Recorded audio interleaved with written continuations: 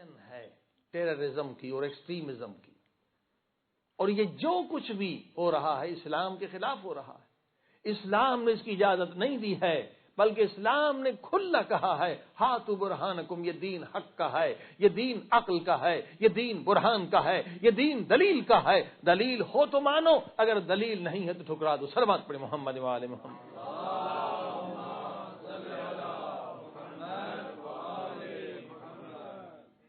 اور دوسری بات کہ جب آپ دوسرے کی بات سنیں گے نہیں تو غلط فہمیاں بہت بڑھتی چلی جائیں گی۔ میں نے عرض کیا شیعہ سنی کو چھوڑیں، مسلمان عیسائیوں کو چھوڑیں، خود شیعوں کے اندر بھی، سنیوں کے بھی اندر شیعہ ہیں، وہ شیعہ کو کافر کہہ رہے ہیں، سنی ہیں وہ سنی کو کافر کہہ رہے ہیں۔ بات صرف یہ ہے کہ وہ ان کی زبان نہیں جانتے۔ صلوات پڑھیں محمد و آل محمد۔ ہاں جی، کیونکہ ہر علم کی اپنی زبان ہوتی ہے، کیمسٹری کی اپنی زبان ہے، فزکس کی اپنی زبان ہے، اسی طرح سے فلسفی کی اپنی زبان ہے۔ بہت بڑی عظیم شخصیت ہے شیعوں میں ملا صدرہ، ایسا فلسفی کوئی گزرا نہیں ہے۔ یہ ایٹم کی تھیوری دنیا کو سب سے پہلے اس نے دی ہے، یورپ والوں نے چرائی ہے۔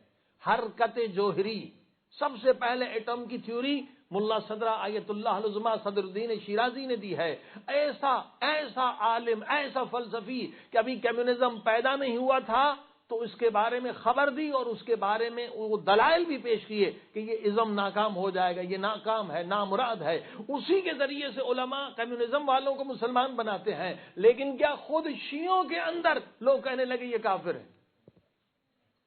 کیوں؟ کہ وہ فلسفے کی زبان نہیں جانتے تھے، بے خبر تھے۔ کہا یہ کافر ہے۔ کیوں کافر ہے؟ عالم دین تھا، مجتہد تھا، خود شیعہ کہنے لگے یہ کافر ہے، کیونکہ وہ جو کافر تھے وہ کافر کہہ رہے تھے انہیں، وہ صرف فقہ کی زبان جانتے تھے، اصول کی زبان جانتے تھے، حدیث کی زبان جانتے تھے، تفسیر کی، انہوں نے فلسفہ پڑھا ہی نہیں تھا، وہ فلسفے کی زبان نہیں جانتے تھے، وہ کہتے تھے یہ کافر ہے۔ بھائی کیوں کافر ہے؟ کہا یہ وحدت الوجود کی بات کرتا ہے، یہ مشرک ہے، اسے قتل کرو، یہ وحدت الوجود کی بات۔ بھئی وحدت الوجود کیا ہے؟ انہوں نے سمجھا ہی نہیں۔ یہ واجب الوجود کی بات، مثلا یہ اصطلاحات ہیں، یہ خاص ٹرمنالوجی ہے فلسفے کی، جب تک آپ فلسفہ نہیں سمجھیں گے تو آپ کیسے حکم دے سکتے ہیں کہ یہ کافر ہے؟ وحدت الوجود کیا؟ یہ تو معرفت کی ایک بلند منزل وہ بتا رہا ہے۔ کیا کہہ رہا ہے؟ سنیں تو صحیح۔ ملا صدرہ یا آیت اللہ العظمیٰ صدر الدین شیرازی کہہ رہے ہیں کہ قل هو اللہ احد، یہ جو قل هو اللہ احد ہے، اس کے بارے میں اللہ کے رسول نے کہا تھا کہ آج میرے زمانے کے مسلمان اس سورہ کو نہیں سمجھیں گے، آخری زمانے کے علماء آئیں گے وہ تفسیر کریں گے۔ اور واقعی یہ ہے کہ صحیح تفسیر کی۔ اور جب احد کی بات کرتے ہیں کہ قل هو اللہ احد، کہ خدا احد ہے، کہتے ہیں کائنات میں وجود فقط خدا کا ہے، باقی جو ہم سمجھ رہے ہیں نا کہ ہمارا وجود یہ بھی خیال ہے، یہ دیوار کا وجود یہ بھی خیال ہے، یہ درخت کا وجود یہ بھی خیال ہے، یہ پہاڑ کا وجود یہ بھی خیال ہے، سمندر کا وجود یہ بھی خیال ہے، یہ حقیقی وجود نہیں تو پھر یہ کیا ہے؟ کہتے ہیں یہ سب وجود کائنات میں احد فقط خدا کا وجود ہے، باقی جو بھی نظر آ رہا ہے یہ اللہ کے اس میں خالق کی تجلی کا سایہ ہے۔ کہتے ہیں سائے کا کوئی وجود ہوتا ہے اپنا؟ آپ کا سایہ ہے نا، جب تک آپ ہیں تو سایہ ہے، جب آپ نہ رہے تو سایہ بھی نہیں رہے گا۔ تو یہ جو کچھ نظر آ رہا ہے یہ حقیقی، مثلا ابھی میں آپ سے بات کر رہا ہوں، میں باہر گیا آیا تو روح نکل چکی تھی، تو وجود کہاں رہا آپ کا؟ ابھی بول رہے تھے اب ختم ہو گئے۔ کتنے حادثات ایسے ہوتے نہیں، چلتا پھرتا انسان مر جاتا۔ کہتے ہیں اصلی وجود آپ کا ہے ہی نہیں، قل هو اللہ احد، اصل وجود خدا کا ہے، آپ کا اپنا وجود کہاں ہے؟ کچھ سال پہلے آپ نہ تھے تب بھی دنیا چل رہی تھی، پھر آپ چلے جائیں گے تب بھی دنیا چلتی رہے گی۔ صلوات پڑھی محمد و آل محمد۔ کوئی فرق ہوگا؟ وجود صرف خدا کا ہے۔ یہ جو کچھ نظر آ رہا ہے کہ اللہ کے اسم خالق کی تجلی کا بھی سایہ ہے۔ اتنا عظیم عالم، لوگ کیونکہ لغت نہیں سمجھے، لینگویج نہیں سمجھے، فلسفی نہیں سمجھے، کہنے لگے کافر ہے۔ اور اہل سنت کے ہاں بھی ایسا ہی بڑا عالم گزرا ہے ابن عربی، جس پر یہاں یورپ میں پی ایچ ڈی ہو رہے ہیں۔ ابن عربی نے تفسیر قرآن لکھا ہے 100 والیوم میں، برٹش میوزیم میں موجود ہے، 100 والیوم میں. اس سے پہلے کسی عالم نے تفسیر نہیں لکھی تھی، اتنے بڑے عالم، مگر جب انہوں نے صوفیت کی بات کی، یہ علم کی بات کی، فصوص الحکم لکھی، تو لوگ اس کی لینگویج نہیں سمجھ سکے، کہنے لگے کافر ہے. صلوات پڑھی محمد وعلیہ.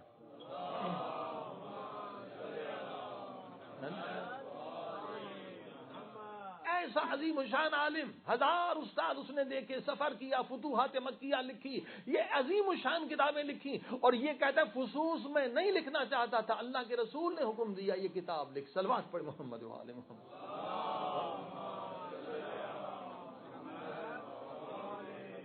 اور یہ معمولی کتاب نہیں، اس کی شرح امام خمینی جیسے عالم لکھتے ہیں. فصوص الحکم ایسی عظیم شان کتاب ہے. کہتے ہیں انسانوں کی جو کتابیں ایک جو ہے، یہ سرچ ہوا ہے، ریسرچ ہوا ہے کہ اب تک جتنی کتابیں لکھی گئی ہیں نا، انسان کی کسی کتاب پر اتنی شرح نہیں لکھی گئی جتنی ابن عربی کی اس کتاب پر. صلوات پڑھی محمد وعلى محمد.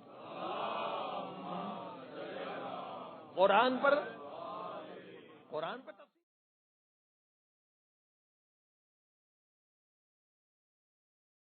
بسم اللہ الرحمن الرحیم. السلام علیکم. ذرا آپ حضرات اندازہ لگائیں اس شخص کا کہ یہ شخص فرما رہا ہے چونکہ ابن عربی اور ملا صدرہ کی زبان ہمارے فقہا نہیں سمجھے، اس لیے اس کو کافر قرار دے دیا. یہ کتنی بڑی توہین ہے کہ ایک فقی، ایک عالم، ایک مفتی جو ہے کسی کی زبان نہ سمجھے اور اس کو کیا وہ کافر قرار دے دیتا ہے. اتنی بڑی توہین فقہا کی ایسی کوئی مثال ہے؟ جس طریقے سے اس نے توہین کی ہے ابن عربی کی محبت میں اور ملا صدرہ کی محبت میں، ہم تو دعا گو ہیں کہ اللہ اس کا حشر نشر ان کے ساتھ کرے. مگر آپ دیکھیں گے ابن عربی کی ہم نے کس طرح چربی پگلائی ہے اور ملا صدرہ کا کس طرح شرح صدر کیا ہے. تو ان کی کتابوں سے ریفرنسز جو دیے گئے ہیں، اور خاص طور پر یہ جو فصوص الحکم جو اس نے دعویٰ کیا ہے کہ مجھے یہ پاک پیغمبر نے عطا کی ہے، تو اب آپ اندازہ لگائیں کہاں لکھا ہے اس نے فصوص الحکم کے پہلے صفحے پر کہ مجھے پاک پیغمبر نے جو ہے حکم دیا ہے کہ اس ٹاپک پر کتاب لکھو. نہیں، وہ تو اس نے کہا ہے کہ مجھے یہ عطا کی ہے کتاب فصوص الحکم. فصوص الحکم کتاب کا عطا کرنا اور بات ہے، اور کسی ٹاپک پر کہنا کہ فلاں ٹاپک پر یہ کتاب لکھو وہ اور بات ہے. جیسے کہ آپ جانتے ہیں کہ امام زمانہ اللہم صلی علی محمد وعلی محمد، انہوں نے شیخ صدوق سے کہا کہ میری غیبت کے اوپر کتاب لکھو، اور اس طرح لکھو کہ انبیاء کی غیبت پہلے بیان ہو پھر میری. تو انہوں نے شیخ صدوق سے اس طرح فرمایا. تو اب شیخ صدوق نے وہ خود کتاب لکھی، چونکہ اس کا جو سلسلہ ہے وہ آپ جانتے ہیں، کمال الدین یا اکمال الدین کے نام سے اب اردو ترجمہ بھی ملتا ہے اس کا. تو اس طرح یہاں پر یہ شخص جو ہے جو دعوے دار ہے، چونکہ صوفی لوگ کہتے ہیں ہم صرف نہ صرف جو ہے ظاہری بلکہ باطنی علوم کے ماہر ہوتے ہیں، اور یہ ڈائریکٹ نعوذ باللہ رسول اللہ سے رابطہ کر کے دین لے لیتے ہیں اور مسئلہ کلیئر کروا لیتے ہیں، یہ دعوے دار ہے. تو اب یہاں پر اس نے جو بیان کیا کہ مجھے کتاب عطا کی گئی ہے، تو آپ خود اندازہ لگا لیں کہ نعوذ باللہ کیا وہ کتاب جس کے بارے میں اس نے بیان کیا، جس میں فرعون کو مومن کہا، موسیٰ علیہ السلام، ابو طالب علیہ السلام کو نعوذ باللہ کافر کہا، بچڑے کی پوجا کو جائز کہا، اور وحدت وجود یعنی ایوری تھنگ از گاڈ. تو کیا یہ ایسے نظریات، اور جس میں رویت باری تعالیٰ کا اس نے نظریہ قائم کیا، تو کیا وہ نعوذ باللہ استغفر اللہ یہ معرفت ہے، یہ عرفان ہے اللہ جل شانہ کے بارے میں کہ روز محشر جو ہے ظاہر بظاہر نظر آئے گا اللہ؟ یعنی آپ اندازہ لگائیں کہ روز محشر یہ کہتا ہے کہ جی آنکھوں سے اللہ کو دیکھیں گے.